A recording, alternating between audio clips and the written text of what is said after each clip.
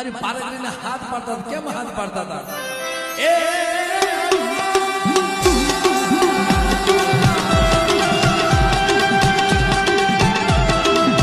આમ તો બધાએ પ્યાર ઉષા કરી અને પોતપોતાની દેવીના નામના અને એકવાર માં બોલી અને મારી પારગરીને યાદ કરે કે માં.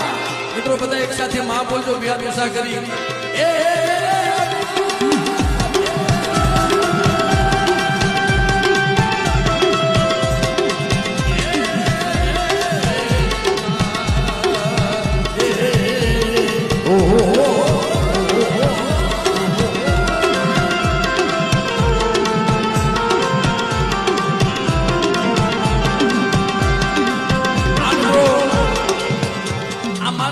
ફરી વખત બધા ભાઈઓ બહેનો વડીલો એકવાર માં બોલજો, પ્યાર ઉષા કરી.